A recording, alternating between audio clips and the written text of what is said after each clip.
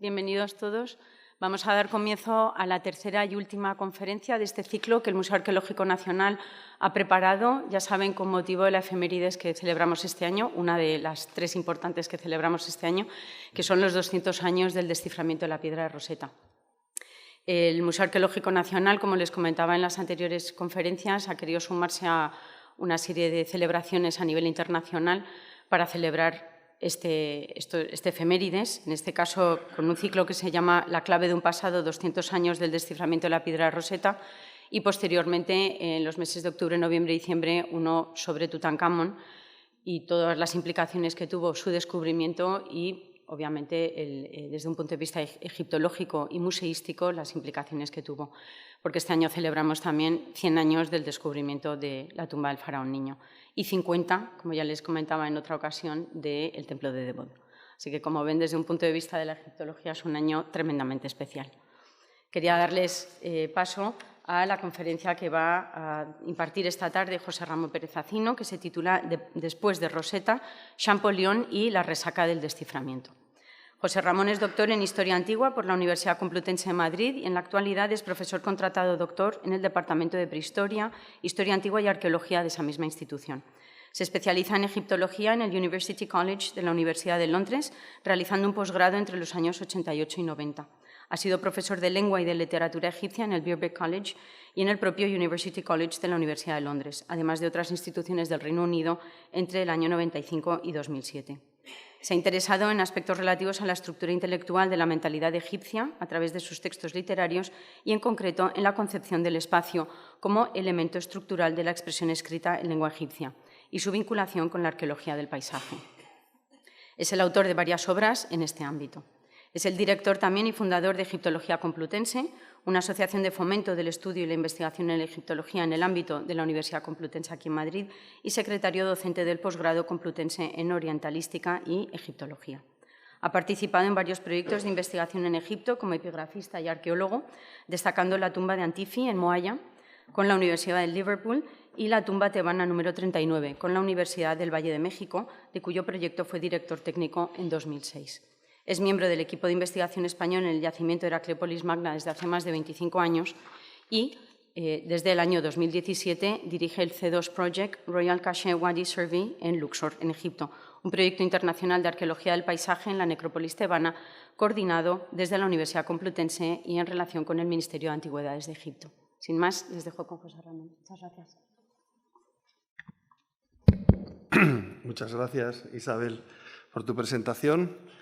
Y muchas gracias a todos ustedes por su asistencia y por su interés. Es como digo siempre que estoy en esta casa, es para mí una alegría, un honor el encontrarme en las paredes de esta docta institución, como decían los antiguos. Es además una alegría añadida para cuando la ocasión es para hablar y para celebrar el aniversario del desciframiento de la escritura jeroglífica egipcia que dio paso al conocimiento de la lengua de la antigüedad y le dio voz por primera vez en 1500 años a una civilización tremendamente atractiva, una civilización tan atractiva que todavía el mundo occidental no ha terminado su intenso enamoramiento de ella, y la prueba es que estamos todos aquí reunidos en este mismo espíritu. En el ciclo que tan acertadamente ha programado el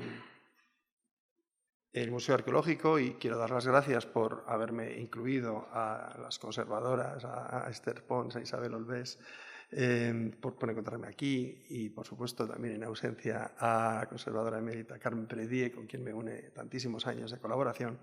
En este ciclo me toca o me corresponde hablar de la resaca, hablar del después, ¿no? Por cierto que me toca hablar de la resaca con una T de más en Rosetta, estas cosas que tiene que estoy viendo ahora. me da los ojos. Me toca hablar de lo que pasa después del desciframiento.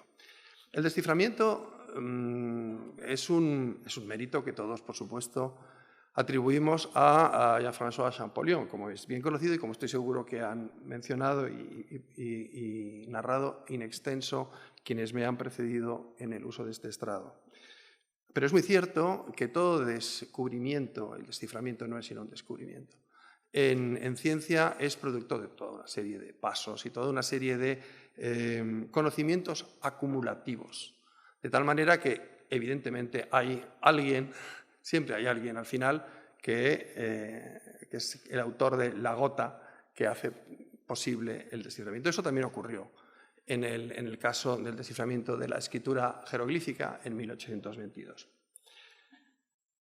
Pero también hay que tener en cuenta, con mucha frecuencia, que estas historias de los descubrimientos científicos, todos los grandes descubrimientos científicos, los microorganismos, ¿verdad?, la radioactividad, la fisión atómica, el desciframiento de una lengua en una escritura desconocida, es un poco como esos cuentos que nos narran, ¿verdad?, cuando somos niños, o que nos siguen narrando cuando no somos tan niños, en los cuales todo se termina cuando se casaron, fueron felices y comieron perdices. Y comer perdices es probablemente la actividad, según esos cuentos, a la que se dedicaron el resto de sus vidas mortales hasta que el Señor les llegó a encontrarse con ellos. Y realmente no es así, no lo es en la realidad, no lo es tampoco en la ciencia. Generalmente, después de un descubrimiento, después de un desciframiento, como es nuestro caso, hay toda una serie de procesos. Hay procesos de aceptación o inaceptación, de adaptación, de mejora, y eso es lo que me toca a mí hablar esta tarde aquí. Mi narración empezaría de alguna manera donde terminan, o querría pensar que donde terminan otras narraciones sobre el desciframiento, no sobre la biografía de Jean-François Champollion, que no nos da tiempo de tratar aquí, o yo lo voy a tratar solo en sus últimos años. En el momento que nos ocupa, en el primer cuarto del siglo XIX, y desde hace ya muchos años, la difusión científica de los descubrimientos, cualquier descubrimiento nuevo se somete a la comunidad científica por medio de la presentación oral del descubridor ante una sociedad, digamos, ilustrada, una sociedad de sabios, de pares. Hoy en día se hace de otra manera, se hace igual, pero como las sociedades son llenas de miles de científicos, se hace por medio de las publicaciones científicas que leen mucha gente y cada vez más, en los tiempos que corren en día, por medio de la difusión en Internet, en determinados foros o en determinados medios que hacen que ese descubrimiento, o esa propuesta de descubrimiento, deberíamos decir, esté delante de los ojos de la comunidad científica casi inmediatamente. Pero en el siglo XIX, a principios del siglo XIX, durante una gran parte del siglo XIX no es así. La técnica, como digo, o la mecánica más bien, es la presentación personal y oral. Y esto se hace por medio de la petición de una autorización a la persona responsable de una determinada sociedad científica, sociedad de sabios. Esto es lo que hace Champollion. Champollion tiene una historia que no voy a narrar aquí, previa al momento del desciframiento. Probablemente ya les han narrado la historia de cómo él se da cuenta y va corriendo por la calle diciendo por fin lo encontré, hasta hablar con su hermano. Ese momento yo lo voy a obviar.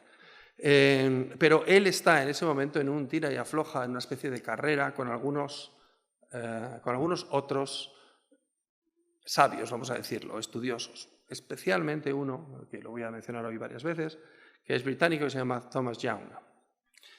Él se da cuenta cuando cree haber dado con la clave del desciframiento y ve que a él le empiezan a cuadrar las cosas. Se da cuenta que tiene que poner la mano, como decimos algunos, encima de esa idea antes que nadie, antes que le tiene muchísima prisa. Entonces inmediatamente escribe al secretario perpetuo de la Academia Real de Inscripciones y Bellas Letras de Francia, una institución prestigiosísima, para que le permita presentar su método, su descubrimiento, ante una sesión de los sabios, ¿no?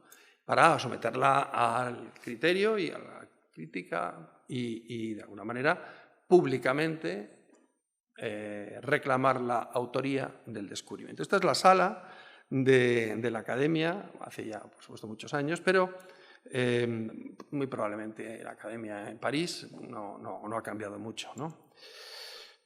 Él escribe esta carta, esta es la versión impresa que se publicó después, pero de hecho la que él escribe es una carta manuscrita al señor Dacier, en la cual le solicita permiso y además le da todos los argumentos. Es decir, lo que hace él es que le vierte al señor Dacier todas sus conjeturas sobre el sistema. De hecho, el título, como pueden ver, es Carta al señor Dacier relativa al alfabeto de los jeroglifos fonéticos. El gran descubrimiento de Champollion, que no era suyo, pero que él lo lleva a la feliz conclusión de conseguir el desciframiento, es la idea de que la mayor carga informativa del sistema de escritura jeroglífica es fonética, no es simbólica. Eso es lo que se llama un cambio de paradigma. El cambio de patrón de interpretación de Champollion es precisamente ese. Como digo, él no es el creador de ese cambio, pero es el que es capaz de, aplicándolo, llevarlo a una conclusión exitosa. Él genera este documento, se lo envía al señor Dacier y en una sesión como esta que tenemos aquí de la Academia, muy parecida, bueno, podemos cambiar algunas cosas, probablemente no tenían un proyector, quiero pensar que no tenían un proyector, pero sí de la manera de ponerlo al día, pues él hace la presentación de su sistema, de su descubrimiento. El destino probablemente quiso que esa misma tarde y por casualidad estuviera presente, invitado en la sesión, no diré que su archienemigo, pero su archicompetidor, que era este señor, Thomas Young. Thomas Young era un británico de buena familia y de buena cuenta corriente, ¿no? Que tenía mucho tiempo para dedicarse a sus estudios. Los británicos son personas muy peligrosas en cuanto tienen aficiones y hobbies, porque un hobby para un británico es tener varias comunicaciones a congresos especializados sobre ese hobby, cosas de estas. Tienen una capacidad tremenda. Y este señor, que era un físico y que ha pasado la historia de la ciencia por sus teorías sobre la naturaleza ondulatoria de la luz, en sus momentos de ocio, probablemente para relajarse, además estudiaba lenguas muertas y se enceló con las copias que habían llegado de la piedra de Rosetta y concretamente con la parte demótica. Y había hecho una serie de observaciones bastante bien hechas sobre la estructura fonética de esos signos. Él creía haber dado con la clave, pero él nunca trabajó con la parte jeroglífica. Y pasaba y creía poder ser el autor de la interpretación de la escritura jeroglífica como una escritura fundamentalmente fonética. Es muy curioso y es una ironía del destino, como digo, que esté esa tarde, haya sido invitado y esté presente en la sesión de la Academia de Inscripciones y Bellas Letras, esté esa tarde Thomas Young. Y también es una ironía de la historia o del destino que Champollion reciba durante toda su vida el apodo de Le Jeune, el joven, cuando además Thomas Young quiere decir joven también. Él es el joven en relación con su hermano, que aparecerá luego, Jacques Joseph, que aparecerá luego en nuestra narración. Hay coincidencias de esas, ¿verdad?, que uno no entiende, parece que está como diseñado. Bueno, pues esa tarde estaba allí en esa sesión. También estaban sus maestros, estaba Silvestre de Sacy, estaban muchos de los que le habían enseñado a este jovenzuelo de apenas 30 años, le habían enseñado todo lo que sabía. Seguro que ya les han dicho que Champollion era una mala bestia. Mala bestia en el sentido de que controlaba el griego, el copto, el latín, el árabe, el hebreo, el arameo, controlaba el persa, todo lo que le echaran, ¿no? Era lo que entonces se llamaba un orientalista. Había había caído sobre las lenguas orientales como, creo que los de mi generación recordarán, como carpanta sobre un pollo recién asado, ¿no? Y las había devorado todas. Thomas Young, Silvestre de Sassy, todos los que habían tenido algo que ver con el trabajo inconcluso del desciframiento estaban allí presentes. El rechazo no fue absoluto. Lo que pasa es que no he podido retraerme a poner esta imagen. El rechazo no fue absoluto, pero hubo reticencia. Hubo reticencia sobre todo porque cuando uno ha estado en un congreso lo conoce, porque de momento todas estas personas no tenían argumentos, se encontraron con la sorpresa de que el problema estaba resuelto. Ellos no habían sido capaces de resolverlo y aún no había terminado el trabajo. Y aún le felicita, Silvestre de Sassy le felicita, pero en los meses y en las semanas siguientes hay un cierto, los ingleses llaman hombro frío, ¿no?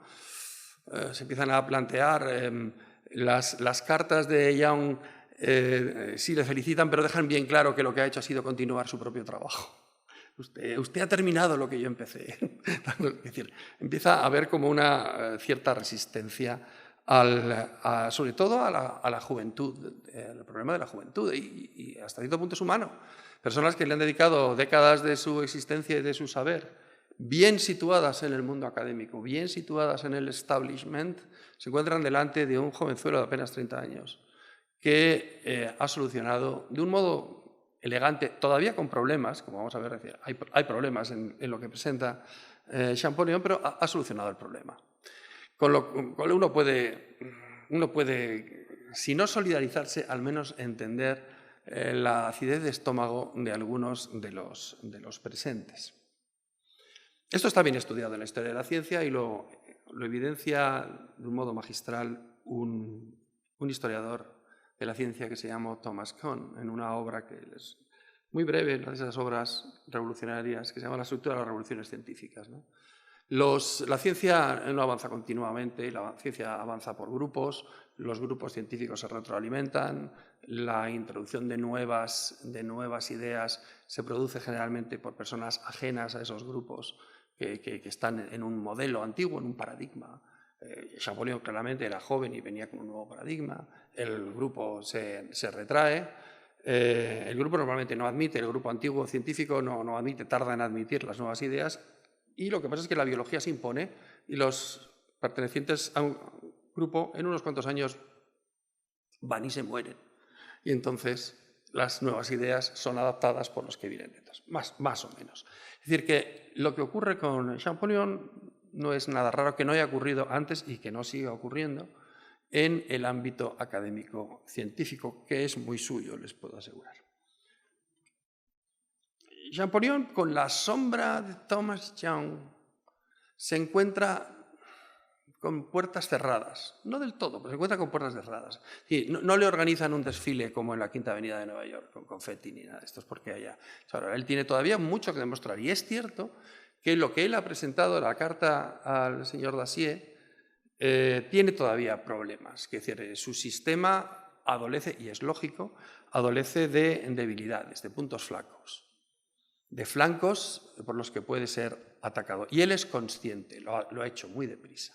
Es decir, que en los años inmediatamente posteriores tiene dos obsesiones. Una es mejorar esa teoría, mejorar ese modelo de desciframiento, y dos, demostrar que funciona. Porque el problema de un desciframiento es que el movimiento se demuestra andando. Tienes que descifrar nuevos textos, tiene que haber nuevos textos para descifrar. Y él necesita ver nuevos textos y ver que funciona y demostrar que su sistema permite la lectura coherente, la lectura inteligible, porque había otros sistemas anteriores, Athanasius Kircher y otros, que permitían la lectura, pero era una lectura incoherente, una lectura absolutamente ininteligible de los textos. El suyo es distinto y él tiene que demostrar que eso es así. ¿Cómo? Produciendo traducciones coherentes e inteligibles de textos nuevos. En estos años inmediatamente posteriores se producen varios aspectos en la propia vida, ¿no? de Jean-François Champollion. Él consigue, o sea, la lectura se hace en el 22, apenas 2 años después, consigue sacar a la luz una obra que es realmente es la que se considera el arranque científico. El desciframiento se produce la tarde, ¿no? La tarde que lo publica en la sociedad que hemos visto antes, pero realmente la aportación científica se hace a partir de lo que se llama el Précis des systèmes hiéroglyphiques des anciens égyptiens, que es la versión revisada por el mismo Champollion de lo que ha presentado antes, pulida, digamos. También, como se verá a lo largo del siglo XIX, también adolece de inconsistencias, pero aquellas de las cuales digamos que estas inconsistencias él no era consciente. De las que era consciente las ha pulido. Esto es una obra académica, es una obra realmente importante. Una vez que ha establecido esto, su preocupación sigue siendo la de encontrar más traducciones y a partir de la lectura de más textos ser capaz, y eso solo lo dejará a medias en su vida, de producir una gramática del Egipto jeroglífico. El Précis no es más que una aproximación, pero no es una gramática de la lengua egipcia en escritura jeroglífica, que es el término exacto con el que referirnos a ello. Estamos, por lo tanto, en el año 24. En estos años, esto es parte de la obra, una obra tremendamente, sobre todo, interesante desde el punto de vista historiográfico, evidentemente. Se produce algo tremendamente interesante en estos años, que es el cruce y mutua fertilidad entre el desciframiento de la escritura jeroglífica egipcia y el desciframiento de la escritura cuneiforme mesopotámica, que se ha producido unos años antes. La ha llevado a cabo Georg Friedrich Grotefend a partir de la inscripción de Behistún. El desciframiento de la escritura cuneiforme precede al desciframiento de la jeroglífica. Y lo interesante es que Grotefend descifra el sistema cuneiforme, los valores fonéticos de la escritura cuneiforme, sin apenas conocer la lengua que está debajo, sencillamente por un ejercicio de lógica y de comparación de las frases que están en esta inscripción, que está en persa. Pero está en escritura cuneiforme. O sea, la lengua es persa, pero está en escritura cuneiforme. Este es un capítulo de la historia antigua oriental en el que no voy a entrar. Pero la lectura que había producido Grotefend no se podía corroborar. Nadie sabía, en aquel momento, persa antiguo, porque nadie había leído ningún texto porque estaba en cuneiforme. La lectura que hace de la inscripción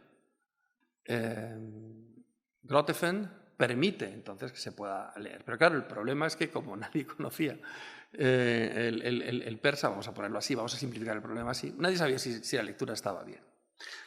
En el Louvre se conserva un vaso que es el vaso Caylus, un coleccionista, un aristócrata de este nombre, que es un vaso de alabastro que contiene estas cosas que los filólogos y los arqueólogos lloramos por encontrar alguna vez, una inscripción bilingüe. Una inscripción sobre Jerjes en cuneiforme y en persa, el nombre de Jerjes y el mismo nombre en jeroglífico egipcio, en un cartucho. La lectura de Champollion corrobora la lectura de Grotefend y viceversa. El hecho de que la lectura del sistema jeroglífico de Champollion permita corroborar que la lectura que ha hecho Grotefend de los signos cuneiformes es correcta, también permite aseverar que la lectura que hizo Grotefend sin conocer a Champollion está corroborando que su lectura es la correcta. Es decir, que es un episodio, digamos, menos conocido del desciframiento y de la historia de ambos desciframientos en el cual ambos se entrecruzan y mutuamente se dan validez. la inscripción, es algo que ocurre en estos momentos. Es, por supuesto, una tremenda validación para Champollion, lógicamente.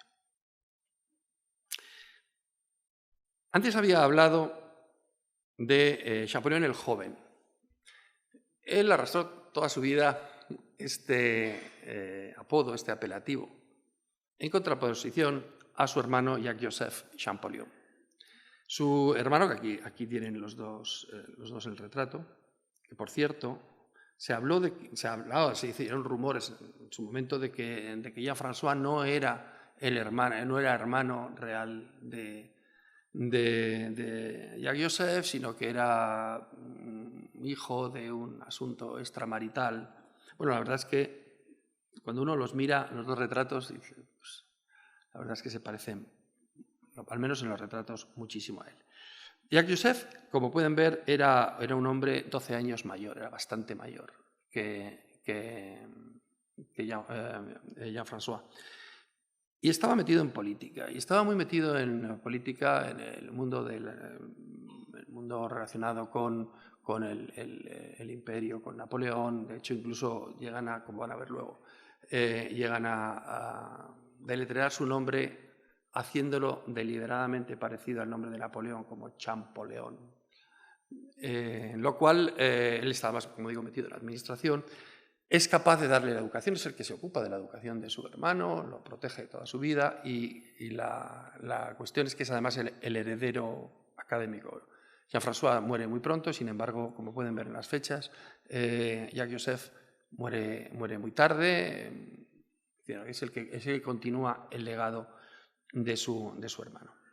Ambos les es encargado, o básicamente les es encargado al hermano mayor, con la ayuda del hermano menor, la organización de lo que van a ser las primeras salas de Egipto del Museo del Louvre. El grabado que tienen ahí es un grabado de la segunda mitad del siglo XIX, probablemente en vida de Jacques-Joseph, pero que se corresponde bastante, por lo que comentan las fuentes, a el tipo de arreglo que ellos, los dos hermanos, diseñaron para las primeras colecciones de materiales egipcios del Museo del Louvre. Este cargo, y mucho de lo que va a ocurrir, va a tener lugar porque Jean-François es acogido en el favor de este señor que nos mira tan seriamente, ¿no? El conde de Blacas. Este señor era un aristócrata realista monárquico, partidario de los Borbones, francés, que evidentemente en la época de la restauración borbónica en Francia, que es en la que estamos, 1822-24, los Borbones han regresado al trono, el mundo bonapartista ha desaparecido. Este es un hombre que ha tenido muchísimos cargos diplomáticos en Italia, tiene profundas relaciones en el mundo italiano, en el mundo de la península ibérica, en los estados pontificios, por ejemplo. Ha sido embajador en el Vaticano, pero es un amante del arte. Es, por ejemplo, el protector de pintores como Ingres, el que tienen ahí una obra. Blacas, como digo, tiene muchas conexiones en Italia y es un hombre culto, es un coleccionista y se interesa por el trabajo de Champollion. Y es el que le propone pasar los Alpes. Es el que le propone que vaya a Italia, que vaya a ver cosas a Italia, por una serie de razones que vamos a ver luego. Y este es un momento en 1824 muy, muy importante, es fundamental en la vida de Champollion, es fundamental en la historia de la egiptología. 1824, Champollion decide es impulsado por Blacas de ir a Turín. ¿Por qué? Hay un personaje muy curioso de esta época que es Bernardino Drobetti. Bernardino Drobetti era un piamontés. Se recuerda en Italia, en el siglo XIX, hasta 1800, muy tarde no se unifica, el reino de Cerdeña-Piamonte. Es un reino independiente cuya capital es Turín, es la capital de los Saboya. Drobetti es piamontés de origen, pero es el cónsul francés en Egipto. Probablemente les suena. Drobetti llena el Museo del Louvre de antigüedades, consigue muchas antigüedades, es uno de los protagonistas de lo que se llama la carrera de los cónsules. Drobetti en rivalidad con el cónsul británico Henry Salt van buscando y mandando a sus respectivas naciones piezas, unas piezas tremendas, ¿no? Es la época un poco del, iba a decir saqueo, pero no lo voy a decir, del negocio descontrolado. Drobetti es piamontés, por lo tanto, además de colocar en el Louvre parte de su colección, también le coloca a la Academia de Ciencias turinesa, piamontesa, una parte de su colección. Una colección, por ejemplo, de papiros tremenda, de estatuas y de sarcófagos. Y esa colección acaba de llegar a Turín. Y eso es lo que le atrae a Champollion, y probablemente inducido por Blacas. Así que Champollion, esta es la sede de la Academia de Ciencias en Turín. Volveremos sobre ella. Champollion hace lo que hace Carlomagno. Champollion hace lo que hace Aníbal. Champollion hace lo que hace Napoleón, que es cruzar los Alpes, sin elefantes, que sepamos.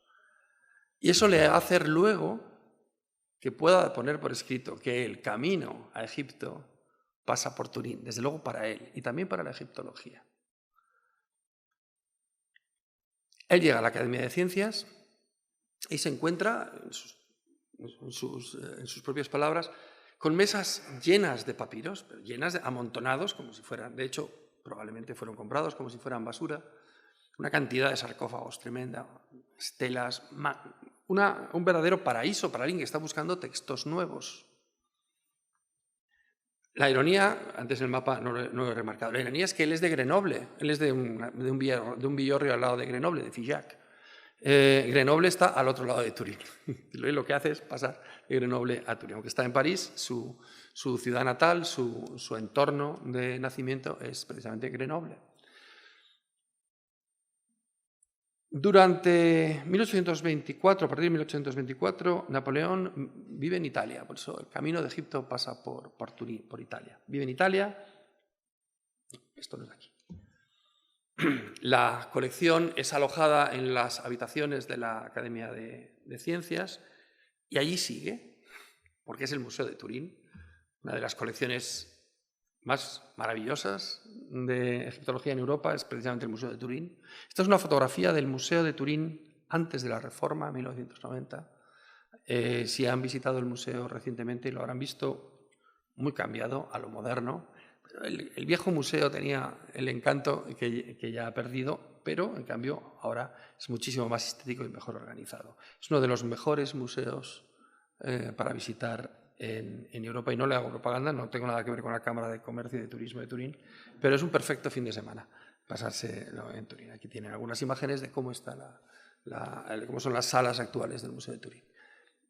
Cuando él llega, se encuentra aquello sin clasificar, claro, son materiales que nadie ha leído. Solo él puede leer el egipcio, solo él puede saber lo que tiene delante. A mí me cupo en un avatar anterior en la publicación de uno de sus cuadernos de notas precisamente de esa época. Son unas notas deslavazadas que probablemente reunió su hermano y que se conservan en la Biblioteca Nacional de Francia. Aquí tiene algunas de las páginas con su propia escritura y sus anotaciones. Es decir, él se pone delante de materiales inéditos a hacer anotaciones, como pueden ver, de los colores, las cenefas, los signos. Es decir, probablemente está como un niño con la nariz pegada a una pastelería, ¿no? Un cristal de una pastelería. Se encuentra con materiales completamente nuevos. Esta estatua seguro que la conocen. El primer estudio es su lectura, aquí la tienen a lápiz, con su letra, de las inscripciones de la estatua de Ramsés II, que está en Turín, el gran Ramsés II de Turín, con una inscripción, verdad espuria, aquí abajo, que dice que Drobetti la había conseguido. Estas cosas se hacían antes, ¿no?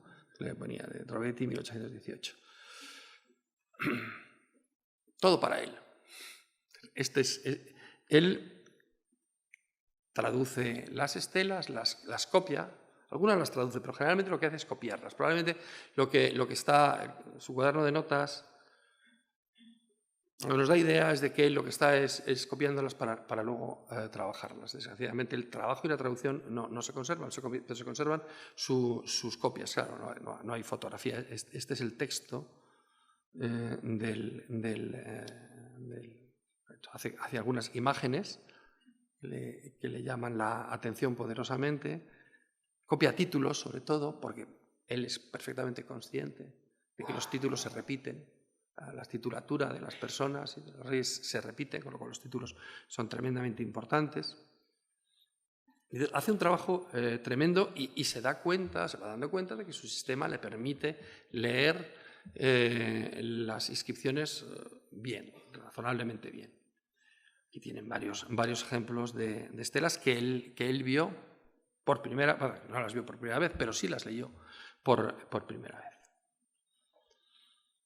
Se mueve por Italia, él está radicado en este momento en Italia, y allí conoce a un personaje que va a ser fundamental en su existencia y en el desarrollo de la egiptología, que es Hipólito Rosellini.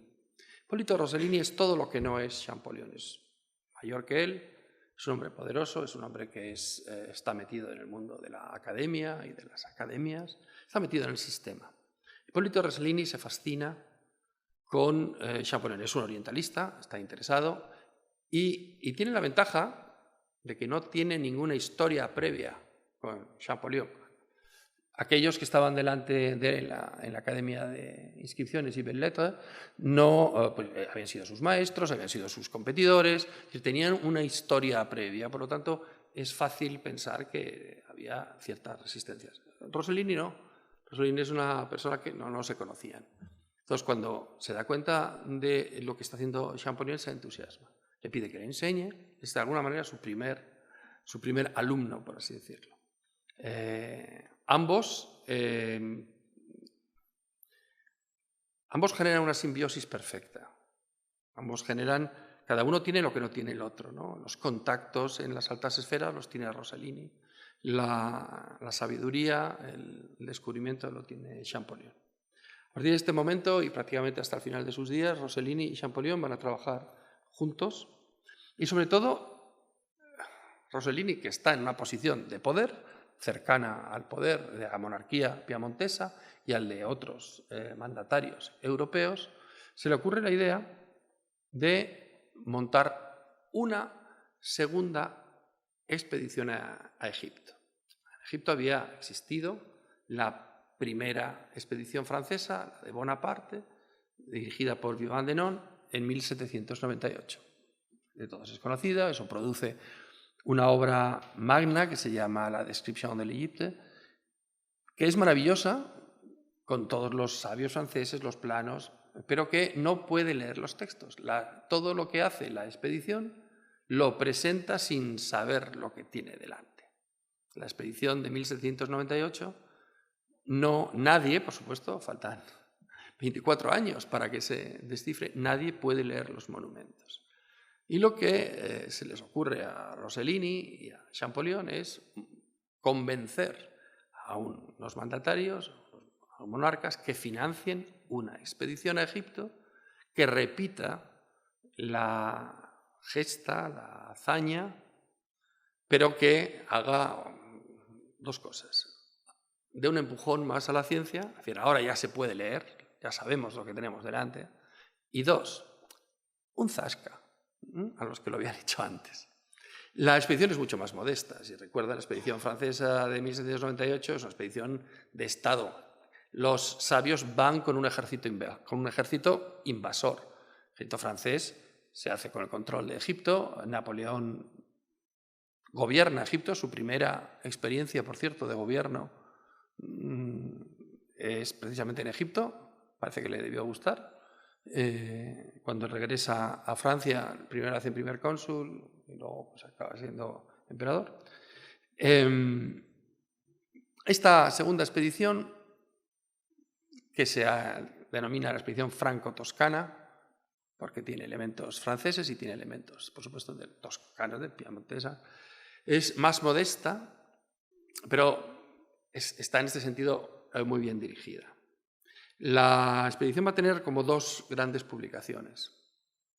La publicación de las láminas, que estarían aquí, ahora encontramos. Este es un cuadro que fue comisionado por uno de los ilustradores, que es este señor que está aquí, Giuseppe Angelelli, así con su cuadrito. Es una versión, claro, completamente romántica. Estamos en el año 1828. Esto es el romanticismo puro y duro en Europa. Una visión de la expedición verdaderamente romantizada, todos ahí vestidos, ¿verdad?, a la local. Son retratos reales. Luego lo veremos. Este es Rossellini. Y este señor de aquí es Champollion, completamente disfrazado de rey mago. Aquí los tenemos a los dos, convenientemente adaptados al medio. En heroico no trabajamos mejor género. Rossellini tiene en la mano esta ilustración. La mayor parte del trabajo de la expedición recorre el Nilo, llega hasta Busimbel, o sea, llega hasta el profundo sur. Y básicamente es una expedición epigráfica. La mayor parte de la información que recoge, las láminas son magníficas, muchísimas de ellas tienen color, reproducen los colores. En la expedición anterior no hay tantas. En estas es más fácil imprimir en color y hay muchas en color. Y de algunas escenas son las primeras veces que Occidente puede ver las imágenes en color. Hay muchísimas escenas de templos y sobre todo hay muchísimos textos, porque lo que les interesa es recoger textos. A Champollion le interesa leer textos. Y la gran contribución de la expedición franco-toscana es la recogida de textos, el copiado de inscripciones en templos y en otros lugares. Claro, esta es la primera vez. Champollion está como loco, como niño con zapatos nuevos. En cuanto llega a un sitio, sabe, templo, esto es de esta época, este es de esta otra época, esto es de fulano, esto es de mengano. Él es capaz de leer Rossellini, probablemente para entonces ya también. Es capaz de leer los textos. Por primera vez hay un viajero, por primera vez en 1500 años, suponemos, hay un viajero en Egipto que sabe dónde está, cuáles son los nombres antiguos, a quién se adscriben los templos. Esta es la primera vez que alguien visita los monumentos egipcios y les puede dar sentido cronológico y adscribirlos. Es decir, es un paso importantísimo para la egiptología. Con frecuencia se habla, y es cierto, de la expedición de Bonaparte, porque es la que presenta las antigüedades a Occidente. Pero la segunda expedición, la expedición franco-toscana, es la primera en la cual realmente se puede entender muchísimo mejor. Y estos textos se pueden leer.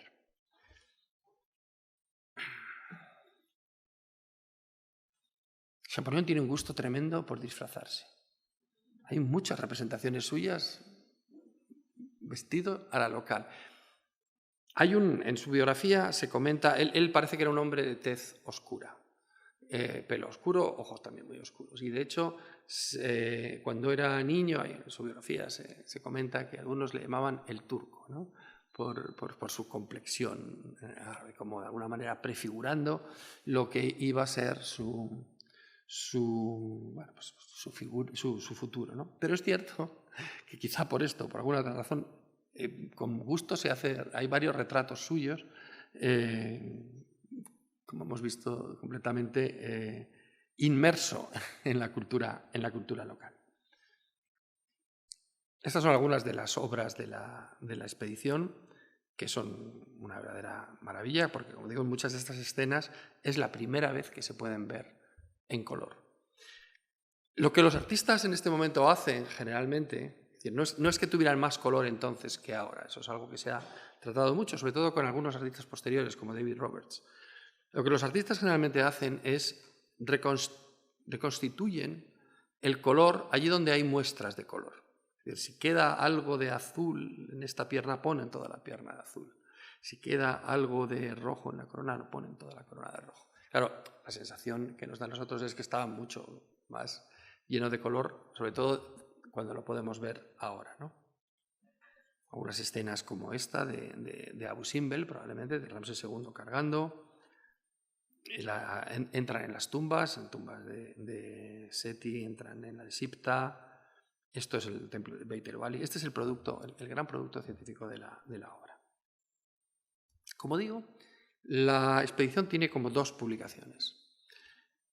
Por una parte, los monumentos, il monumento del Higuito de la Nubia, y luego el propio, de una manera mucho más rápida, y además lo termina su hermano, como tantas otras cosas, como pueden ver además, manuscrito, está lo que se llama la notice descriptiva, las noticias descriptivas, que son los comentarios, el cuaderno de notas del propio Champollion de la visita. Es como un segundo volumen con mucho más texto, mucho más descriptivo de los lugares que la expedición va a visitar. Es tremendamente interesante.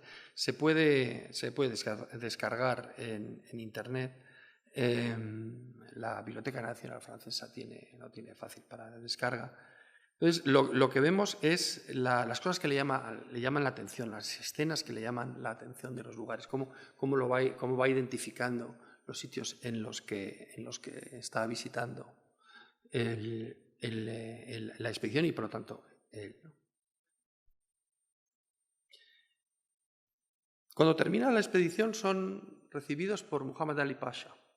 Muhammad Ali es el gobernante egipcio, probablemente le suena, que se hace con el control del país teóricamente bajo el dominio otomano después de que el ejército inglés evacúa, después de haber vencido a los franceses, y evacúa el país. Hay un vacío de poder.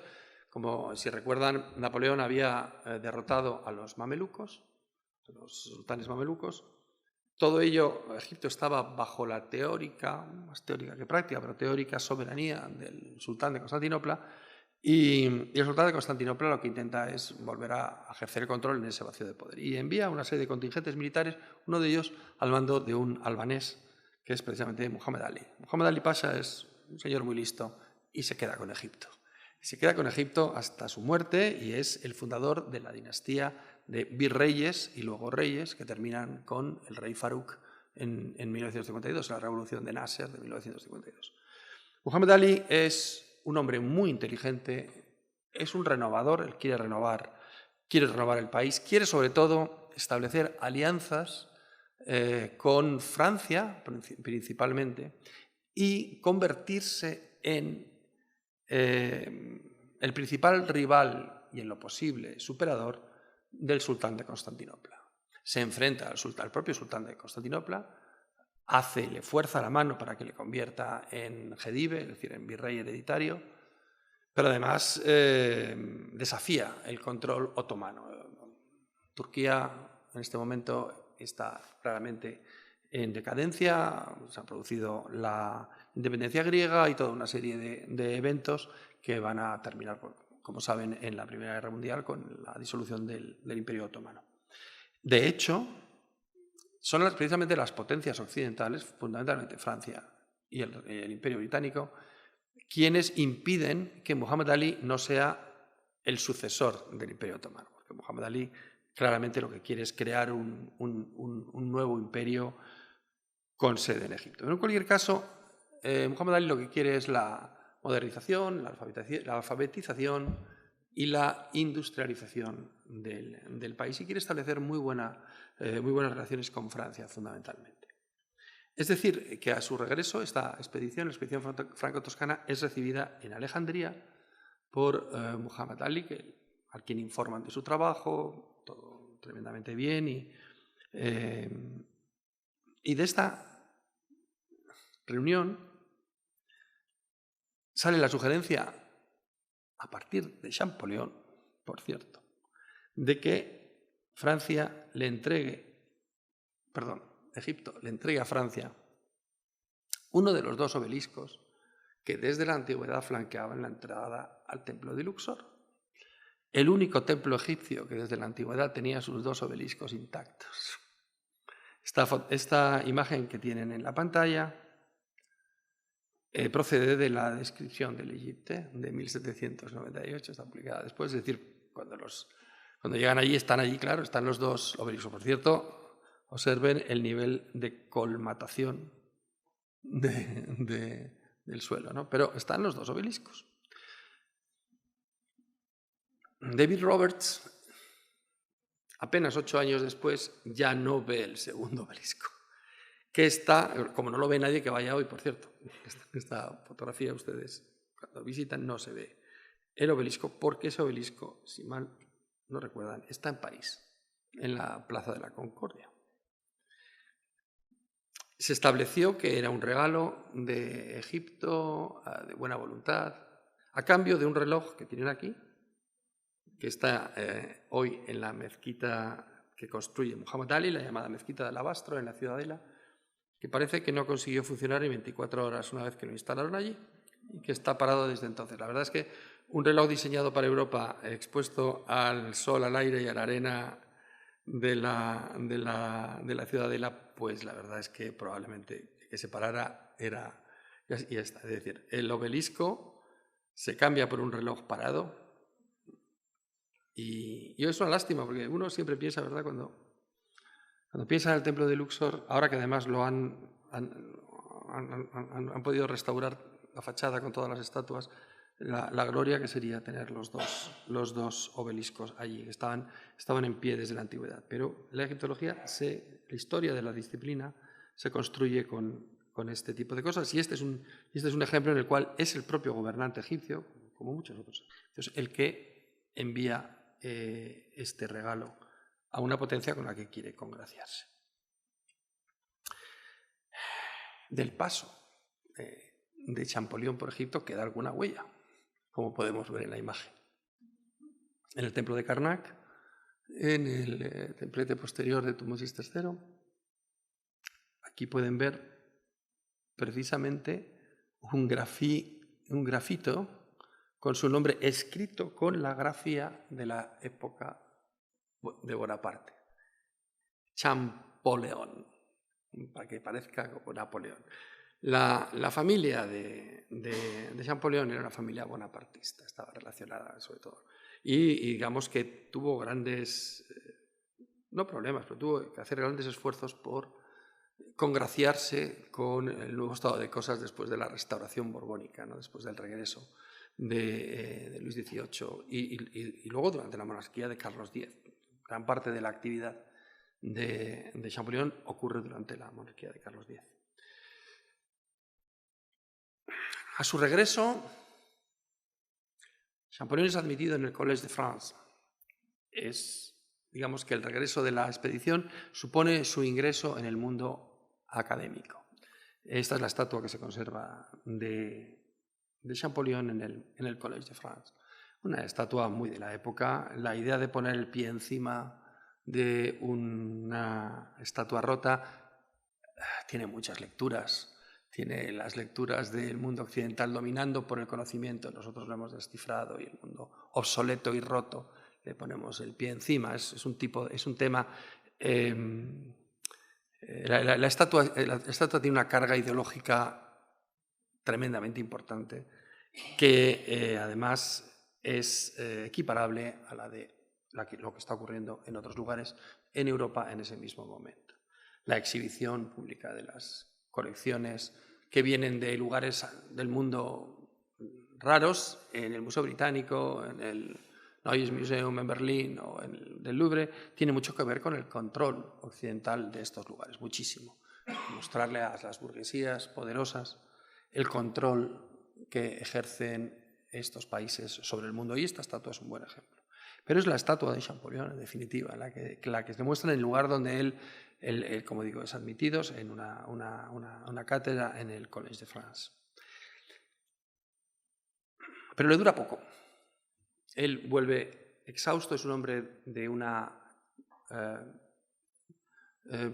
contextura física muy débil, ha tenido siempre problemas de salud, vuelve exhausto de Egipto y con apenas 34 años deja este mundo, no sin antes encargarle a su hermano Joseph Jacques que termine y que se ocupe de la publicación de lo que él le dice es su magna obra, su legado. Dice, ocúpate porque es mi legado y mi hijo. Dice que es esta gramática egipcia, los principios generales, una obra completamente teórica, que va a salir después de su muerte. Él ya no la verá. Y ya está, con esto termino. Muchas gracias por su atención.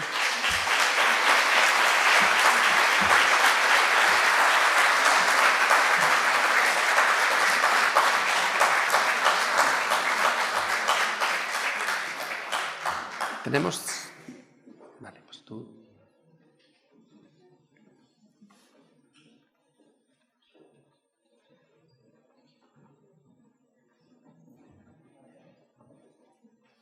Pues muchísimas gracias por la conferencia. Creo que todos hemos viajado contigo, hemos conocido un poquito más, de una manera más intimista, tal vez a Champollion.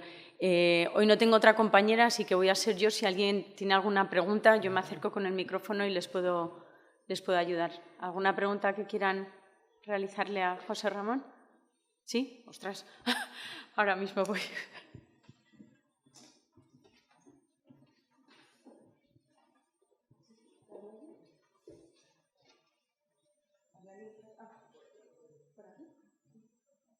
¿Había una persona allí? Bueno, ¿puedo hacer a favor? Bueno. Si se me oye. Perfecto, yo sí. Bueno, en primer lugar, felicitarle y agradecerle por su exposición. Gracias. Y luego, bueno, sabemos que Champollion nos ha puesto que él descubrió el lenguaje y a través de los jeroglíficos el lenguaje y el egipcio. Entonces, mi duda o la pregunta es la siguiente. También sabemos, bueno, también conocemos todos los nombres, la cronología, las dinastías, los lugares y demás. Pero antes de Champollion, ¿se sabían esos nombres o esos nombres se saben de los reyes, de las dinastías, de los lugares, de los monumentos? ¿Se saben gracias a Champollion o antes ya se sabían los nombres de esos reyes y de esos lugares? Es una pregunta muy apropiada. Algunos nombres se conocían porque los habían transmitido las fuentes en otras lenguas que no el egipcio, en griego fundamentalmente. Entonces, algunos nombres eran conocidos, pero eran conocidos a través de transcripciones griegas. Y en muchas ocasiones era muy difícil ver cuál era la estructura original de la lengua egipcia. Es decir, del nombre egipcio. Nombres como Ramsés se conocían, nombres como un otro que eran conocidos, que existían esos nombres, pero no se habían visto en su lengua original. Entonces, eso además le ayudó a él, claro, lógicamente, ¿no? Luego hay otro aspecto, y que para él es fundamental para el descubrimiento, y yo me imagino que se habrá glosado aquí por mis predecesores. La lengua y la escritura son cosas diferentes, ¿no? Nosotros utilizamos la misma escritura que muchas otras lenguas del mundo, ¿no? Los finlandeses usan nuestra escritura, o nosotros usamos la de ellos. Sin embargo, no lo entendemos. Es decir, la escritura es una cosa y la lengua es otra. La lengua egipcia pervivió, pero no la escritura. Pervivió hasta la Edad Media y es lo que llamamos el copto, la escritura copta. Pervivió en uso y luego pervivió el conocimiento, nunca se perdió. Porque la cristiandad egipcia enseguida creó textos sagrados cristianos en esa lengua. Y crearon además una escritura adaptada a esa lengua, es decir, nunca se perdió. El conocimiento del copto, los textos en copto fundamentalmente son textos cristianos, comentarios a la Biblia, comentarios a las Escrituras, traducciones de la Biblia y de los Evangelios. Pero claro, eso hizo que siempre se conociera. Y Champollion era un experto en copto. Ya se había propuesto que el copto era la lengua de los faraones, pero nadie había podido demostrarlo. Una cosa es proponer que esta lengua que estamos viendo en caracteres griegos y que se utiliza para escribir la Biblia es lo que hablaban los faraones. Una cosa es eso, y otra cosa es decir, bueno, ¿y cómo se relaciona esto con los pajaritos, los patitos y las viboritas que vemos en los jeroglíficos? Ese salto no se había dado. Cuando Champollion empieza a ver algunas palabras a partir de el descubrimiento de los valores fonéticos de algunos signos jeroglíficos, empieza a ver que esas palabras le suenan. Y comparándolas con la traducción en griego, se da cuenta que le suenan porque son palabras en copto, o en un copto arcaico, pero es la misma lengua. Es decir, la lengua se conocía, pero no se sabía que se conocía. Esa es la historia. El copto, claro, el copto es un texto copto, típicamente pues puede ser del siglo VI, VII después de Cristo. Estamos hablando de textos, por ejemplo, ramésidas, pues de 1200 antes de Cristo.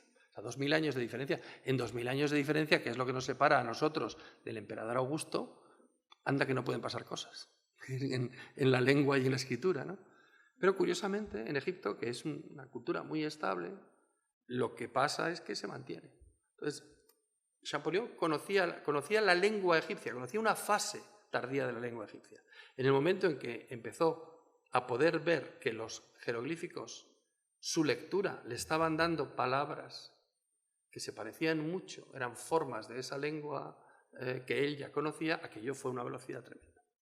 E inmediatamente hubo una retroalimentación entre el griego, el copto y lo que estaba leyendo, que eso permitió, ahí hay un que permitió que fuera muy rápido, ¿no? Ahí hay una caída del caballo muy importante. Es decir, se conocía, pero no era operativo. Nadie había conseguido leer una página en jeroglífico, ni darle sentido. Y luego él mismo se dio cuenta, de ahí su gramática, de que la gramática del copto y la gramática del egipcio faraónico era parecida, pero no era lo mismo. Como la gramática del castellano no es la gramática del latín clásico. Es parecida, pero no es lo mismo, no es la misma lengua, una lengua que ha evolucionado. Entonces, en ese sentido, a su pregunta le diría sí y no. Se conocían algunos nombres, la inmensa mayor parte sean de los nombres, sobre todo de cómo lo decían los egipcios, ¿no? Las fuentes, por ejemplo, en griego nos trasladan el nombre de Keops, y luego nosotros leemos que en egipcio es Jufu, por ejemplo. Es el ejemplo muy clásico, ¿no? Bueno, conocíamos a Keops, pero no sabíamos que en egipcio se decía Jufu, por ejemplo. Ese tipo de información es la que proporciona el descubrimiento de Champollion. Y de Champollion y sus seguidores, porque el descubrimiento se va afinando y se va mejorando durante el siglo XIX. Nada. La famosa biblioteca de Alejandría, que ha sido estudiada y hablada en muchos sitios, ¿cómo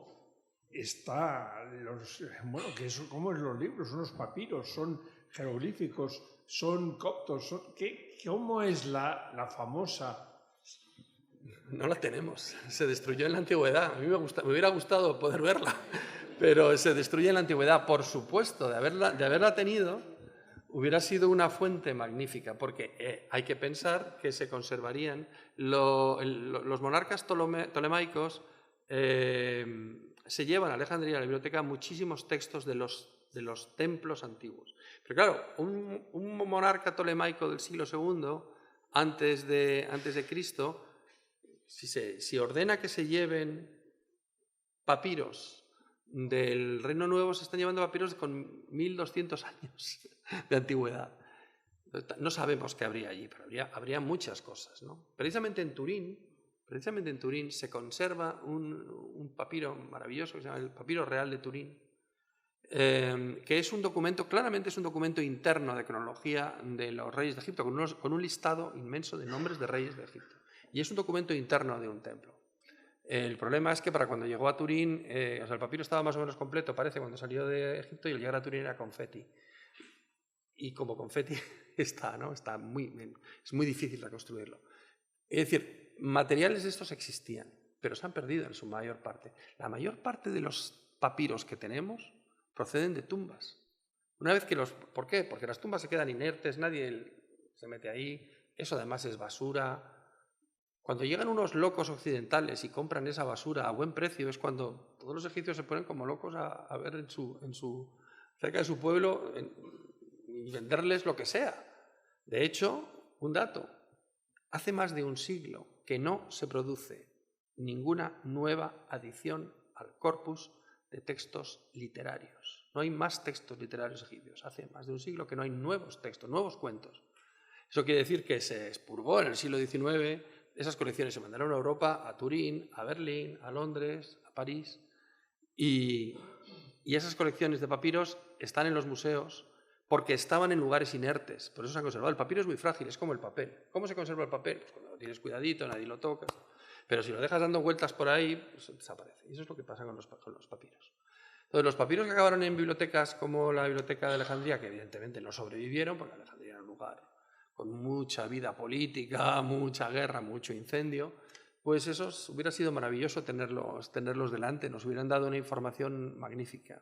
Aunque solo hubiera sido porque encontráramos un volumen entero de la historia de Egipto de Manetón, que está muy referida, por la cual conocíamos muchos nombres, pero nombres en griego, de los reyes, hubiera sido maravilloso, pero no lo tenemos. Sí. Tenemos que lamentar su pérdida únicamente. Sí, perdón, lo que llaman idioma demótico es el copto. No, no es un idioma, es una escritura. Hay un idioma, es una fase de la lengua. Es decir, el copto es una fase de la lengua egipcia. La lengua egipcia es una, muy larga, y el copto es la última fase. Pero además es el nombre que recibe la escritura copta. La escritura, los egipcios escribían en jeroglíficos, pero lo escribían en las paredes, es decir, se grababa. Para la vida cotidiana esto era un incordio, uno no iba por ahí grabando paredes, ¿no? Pero lo que se hacía es que se dibujaba. De la misma manera que nosotros, usted y yo, nuestra letra, cuando escribimos, no se parece a la letra impresa del periódico o del libro, sino que hacemos ligaduras, abreviaturas, a algunos se nos lee muy mal, a otros se nos lee muy bien. Los egipcios hacían eso. Es una escritura que se llama cursiva, que va uniéndose. Ese es el hierático y su última fase es el demótico. O sea, la última fase del cursivo es el demótico. Hay una fase... es jeroglífica en origen, pero ya no, usted ya no puede ver los jeroglíficos. Es decir, son jeroglíficos abreviados. El demótico son jeroglíficos muy abreviados. Ya no se pueden ver, son puntos, rayas, puntos, rayas, puntos, rayas. Mis amigos y yo decimos, la vida es demasiado corta para el demótico. Los demotistas son un grupo especial, para mí tienen un mérito tremendo. En el hierático sí se pueden ver formas de los jeroglíficos, están muy deprisa escritas, pero sí se pueden ver. En el demótico es muy complejo, es decir, se hace, por supuesto, y además hay muchísimos textos. Es una área de trabajo fenomenal porque hay muchísimos textos, pero ya no puedes ver el signo original. Le voy a decir una cosa, usted y yo trabajamos con letras y no vemos los signos originales. ¿Usted sabía que la A es una cabeza de vaca? Y sin embargo, desde pequeño usaba la A sin problema, ¿verdad? Yo también. Uno no necesita saber cuál es el dibujo original para utilizar una letra. Usted y a mí lo que nos importa es que cuando veo eso digo, ya está. Pues algo así ocurriría probablemente en la central, la columna, la franja central. Es jeroglífico arriba, demótico y griego. El griego está casi completo. El griego nunca se perdió, por eso de ahí que sirviera como piedra de toque para lo que él sabía lo que decía la frase. O sea, él sabía el sentido de lo que ponía en la piedra de Rosetta. Bueno, sabía, asumiendo que fuera el mismo texto. Imagínese que cada franja dice una cosa diferente. No hubiera podido llegar a nada, claro, pero afortunadamente decía lo mismo. Entonces, claro, sabiendo el sentido y conociendo algo de las palabras que iban saliendo, se produjo un feedback tremendamente positivo y muy rápido para él, ¿no? Pero eso es parte del proceso del desciframiento.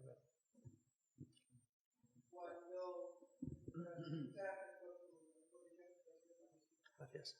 Cuando muere Napoleón, él ha creado, presenta sus trabajos. ¿Qué pasa a continuación? ¿Cómo se llega a hacer un corpus realmente del idioma egipcio? O sea, de los jeroglíficos, que eso me parece más difícil que incluso lo que hizo. Bueno, él llega a conocer, él le llega a dar clase a un prusiano entonces que se llama Richard Lepsius. Richard Lepsius se considera él a sí mismo además, un hombre modesto, el sucesor de Champollion. Y es el fundador de la academia o de la escuela primero prusiana y posteriormente alemana de filología, cuya obsesión es la recopilación de textos. Richard Lepsius va a liderar la tercera expedición a Egipto. En Prusia es prusiana y es la gran expedición que va a producir otro corpus inmenso de textos, y es la última, ¿no? 1848, si mal no recuerdo. A partir de ese momento, no solo con el esfuerzo, por supuesto, de la Academia de Berlín, que va a ser el Museo de Berlín y la Universidad de Berlín, pero en otros lugares, pero fundamentalmente en Berlín, el énfasis es en la recopilación de textos, en la edición crítica de textos de papiros y de inscripciones. La obra de la tercera y última expedición, liderada por Lepsius, son unos volúmenes con un nivel de detalle impresionante, dirigida a producir textos que se puedan leer. Entonces, es a partir de esa generación. Él muere muy pronto, es decir, Champollion muere apenas deja herederos, es decir, deja herederos a Rossellini, que a pesar de ser mayor le sobrevive, y a Lepsius y unos cuantos más. Y ya durante el siglo XIX, con la publicación de la gramática que en algunos aspectos corrige el propio Lepsius, Lepsius se impone ser no solo el heredero, sino además el que continúa la obra de Champollion. Y en gran medida es cierto, que el mérito de Lepsius es muy grande, tan grande como su ego, por otra parte. Pero a partir del siglo XIX, especialmente a partir del último tercio del siglo XIX, se disemina el conocimiento de la lengua egipcia a partir del método de Champollion y se va puliendo. Bueno, y todavía hay muchos aspectos de la lengua egipcia que siguen en discusión, de la estructura verbal, y muchísimos, desgraciadamente. Bueno, desgraciadamente no, eso mantiene a mucha gente en sus puestos de trabajo. Aquí hay otra pregunta. Sí, claro que sí. Bueno, me Hola, parece Paloma. que una parte acaba de contestármela. ¿Se podría poner un porcentaje, por ejemplo? No se te oye bien. Ah, vale. Perdón. ¿Se podría establecer un porcentaje aproximado en el nivel de desciframiento que quedó cuando Champollion hizo su gramática comparado con el día de hoy? Eso por un lado. Y por otro lado iba a preguntar qué área gramatical fue menos desarrollada por Champollion, pero entiendo que es la estructura verbal. La estructura verbal tuvo, bueno, la última revolución de la estructura verbal es de los años 50 de este siglo, 50-60, que es lo de Polotsky, y alguna cosa más. Hay aspectos del uso de los determinativos y los logogramas que él no termina de trabajar, de verlo claro, ¿no? En términos generales, el desciframiento se produce por el abandono del patrón simbólico de interpretación de los jeroglíficos, que han mantenido todos de alguna manera, todos los que han metido, y el cambio al patrón fonético. Eso permite el desciframiento, pero la escritura jeroglífica egipcia no es solo fonética, esa es la historia. Es decir, y tú que has estudiado, sabes que para poder aprender tienes que decir, vale, me quito y solamente estudio lo fonético, pero luego una vez que lo conoces tienes que volver a retomar y a meter lo simbólico en el paradigma. Eso no lo termina de ver, o por lo menos eso es lo que se dice. Yo no me he leído la gramática de Champollion, lo confieso aquí públicamente, estoy dispuesto al martirio, pero no he tenido tiempo de verlo, pero los comentaristas siempre hablan de eso. El uso de los varios aspectos del uso de los determinativos y algunos otros no le quedaron especialmente claros a él. Por otra parte, tenemos que darnos cuenta de que entre el desciframiento y su muerte hay apenas una década. Y en la cual está viajando, está en Italia, está viajando en Egipto, es decir, que tampoco le da tiempo a tener ese pozo, está muy obsesionado en que acepten su sistema, está febrilmente traduciendo textos, haciendo notas, no llega a publicar ninguna de sus notas. O sea, las notas las recopila su hermano, pero él lo que está es asegurando material para poder trabajar y que su sistema se siga. Mientras todavía sigue habiendo resabios de la polémica con Young, de que no, que lo he descubierto yo, pero usted lo que ha hecho ha sido terminar el y aún nunca leyó ninguna palabra, ninguna frase, y aún identificó algunos signos. Y Champollion leía páginas enteras, ¿vale? Uno lo inició, pero el que ha producido el avance neto es precisamente Champollion. No sé si se puede hacer un porcentaje, no creo que se pueda, porque tampoco sabemos cuál es el porcentaje de lo que ahora mismo sabemos e ignoramos. O sea, a día de hoy todavía hay serios problemas con la interpretación de la estructura verbal egipcia. Es básicamente, no son problemas que nos impidan leer los textos, pero son problemas que permiten matizar algunas de las traducciones, ¿no? Se han producido revoluciones en ese campo. Parece imposible, pero se han producido revoluciones, ¿no? De vez en cuando alguien hace un descubrimiento entre las formas verbales egipcias. Eso es lo menos cinematográfico del mundo. Un descubrimiento egiptológico mirando formas verbales o partículas hilativas. Pues esas cosas pasan. Después ocurren.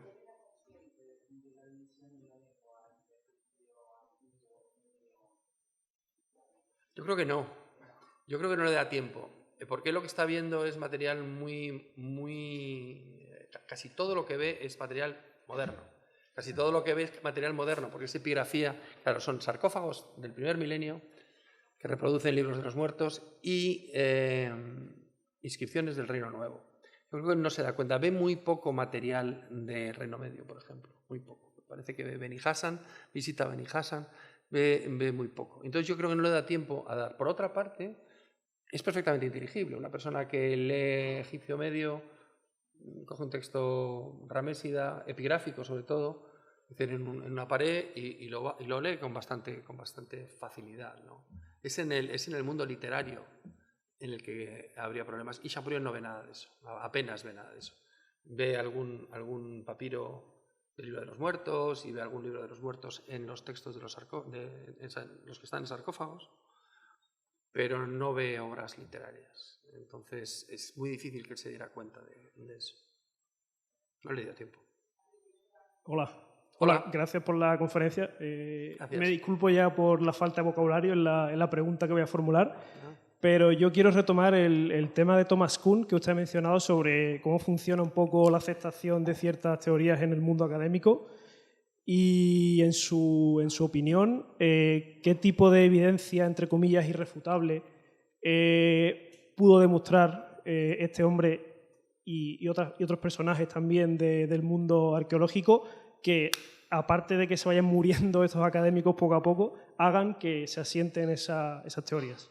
Básicamente, vamos a ver, Thomas, la teoría de los paradigmas, que está bastante aceptada en la historia de la ciencia, lo que plantea es que todo avance científico va contra un modelo anterior. Normalmente hay un modelo de interpretación de X, lo que sea. Ese modelo empieza a presentar anomalías. Se dan casos en los cuales el modelo no lo puede explicar. Imagínense, por ejemplo, la idea del modelo es la Tierra está en el centro y los planetas giran alrededor de la Tierra, ¿no? El caso de Galileo. Bueno, pues la observación presenta anomalías. Ese modelo no puede explicar anomalías. Llega un momento en que las anomalías hacen inviable el modelo, pero el modelo normalmente no cambia desde sí mismo. ¿Por qué? Pues hay todas unas razones de sociología. Los grupos científicos se retroalimentan, los alumnos siguen a los maestros. Entonces alguien viene desde fuera con mucha frecuencia, desde otro campo, o muy joven, con menos influencias, y presenta un nuevo modelo que recoge esas anomalías. Normalmente esto no es admitido o cuesta que se admita, generalmente. Hay cierta resistencia. Los grupos científicos tienden a protegerse durante un tiempo. Sí se ha comprobado que, y eso lo podemos comprobar entre nosotros, ¿no? ¿Realmente es fácil convencer a una persona? ¿Usted ha convencido a mucha gente de algo? Vamos a pensar en político. ¿Es fácil convencer a un adulto? Es muy difícil. Es muy difícil, incluso con argumentos muy evidentes. Con lo cual, lo que ocurre es que, ¿qué es lo que pasa en ciencia? Al final, los proponentes del viejo modelo se van muriendo. Esa es la historia. Y la nueva generación está en contacto con el nuevo modelo. Eso es un poco a grandes rasgos, con muchas generalidades, la teoría de paradigmas, modelos y grupos científicos de curva. En este caso se aplica. ¿Qué ocurrió con Champollion, con Young, con Silvestre de Sassy? Todos ellos hicieron avances. Young, por ejemplo, despreció la parte jeroglífica. No quería nada de lo simbólico, como habían hecho todos los anteriores. Y se fue a lo demótico. Entonces empezó a ver signos y secuencias de signos. Él era un científico de ciencias naturales. O sea, su mundo es las ciencias naturales, la física, la teoría de la luz. Entonces llegó una serie de consecuencias sobre lecturas de determinadas palabras y la idea de que probablemente era fonético. Lo demótico. Él trabajó sobre lo demótico. En esa idea seminal de que es demótico, la retoma Champollion, que ha sido educado en el paradigma anterior. Pero es un hombre externo al grupo científico, porque es joven, porque además es provincial, es de Grenoble, no es de París. Esas cosas funcionan, ¿no? Y lo lleva a su conclusión feliz. Claro, la idea principal probablemente, Young se debió de, bueno, Young está en las páginas de la historia de la ciencia, pero no por esto, sino por la teoría de la luz. Pero le debió sentar mal, dice, bueno, o sea, yo planteo una idea y llega otro, la coge, la desarrolla y llega a la meta antes que yo. Bueno, pero así, eso ocurre en la ciencia constantemente. Newton decía, he visto más lejos porque me he subido a hombros de gigantes. Es decir, todos los que han trabajado antes que yo me han permitido ver. Y la ciencia y el conocimiento funcionan así. Lo que pasa es que, claro, también tenemos que ser comprensivos con la naturaleza humana. No decir, me cachis en la mano. Sí, pero ese me cachis lo dio él. Young no sabía copto, Young no sabía egipcio, Young no sabía. La clave es que Champollion sabía copto. Cuando él empieza a ver palabras se da cuenta que están en copto. Eso no lo hubiera hecho Young por muy temprano que se hubiera levantado. No tenía las herramientas y por eso no lo hizo. Sin duda era un hombre muy inteligente, pero no lo hubiera podido hacer, no tenía las herramientas. Champollion las tenía. Y eso es lo que le lleva a la meta. Basándose en una medida más o menos sustancial en el trabajo de los predecesores, pero en ciencia, en el mundo académico-científico, todo el mundo se basa en el trabajo de los predecesores. Todos los que alguna vez proponemos algo, tenemos que argumentarlo con lo que han hecho los que han establecido otros antes. Esto es una secuencia, es una carrera de relevos. Y uno puede estar dotado para llevar el relevo hasta este punto, pero no más allá, hasta que otro lo lleva hasta allá. Eso es un poco lo que ocurre en aquel momento. Pero tenemos que pensar no hay más que ver los retratos. Tenemos que pensar en los egos. Y en la historia de la ciencia, en la historia en general, los egos son importantes. Y en la egiptología, los egos son fundamentales. Y si no, miren las pirámides. ¿Alguna otra pregunta? Sí. Sí, bueno, ante todo me disculpo por la ignorancia porque esto debe ser, lo que voy a preguntar debe ser el ABC de la egiptología, pero yo acabo de aproximarme. No hay por qué disculparse. ¿Me podría explicar en qué consiste básicamente esa traslación fonética de esos símbolos que yo veo detrás de usted? Que para mí, claro, tienen una primera y obvia lectura simbólica, ¿no? Pero que dice usted que la tienen fonética, ¿no? Sí, vamos a ver. Voy a intentar hacerlo muy rápidamente. Si yo le presento a usted una imagen de un pato, usted dice, me está queriendo dar un mensaje, me está queriendo dar un mensaje. A ver, un pato. Un pato es una cosa que vuela, que tiene plumas. Sí, tiene plumas. Vuela y además me lo puedo comer. O sea, es comestible. Y un pato es un ánade, y un pato es un ave. ¿Y qué me está queriendo decir? No cierro la comunicación. Necesito una interpretación. Todo eso puede ser un pato. Pero si yo le pongo delante un pato y le digo que cada vez que vea el pato usted diga sa, ahí ya no hay interpretación posible. Usted dice sa. Y si al lado del pato pongo otra cosa que se dice de otra manera, yo hago sa, ta. Y ya no hay problemas de comunicación. Eso es la interpretación fonética. Que es lo que pasa con nuestras letras. Nuestras letras eran dibujos.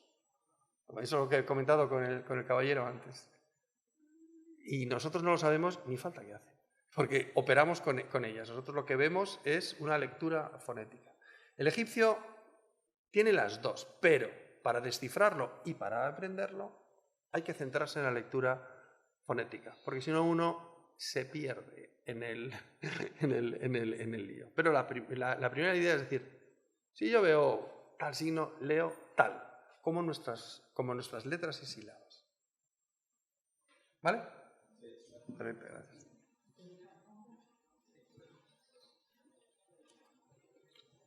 Bueno, en primer lugar, gracias por tu presentación, José Ramón. Me ha fascinado. Quería hacer una pregunta a lo mejor muy específica.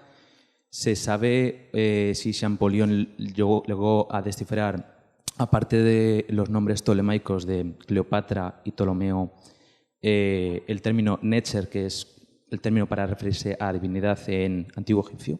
Sí, porque el copto es Nute. Entonces él conocía la palabra perfectamente. Sí, claro. Lo que nosotros decimos Netzer es una de las palabras que inmediatamente se da cuenta, porque en copto la palabra Dios es Nute, que es la misma, ha caído la líquida final. Sí, lo conocía perfectamente, sí. Vale. Sin ningún problema. De nada, di. ¿Alguna pregunta más? Gracias.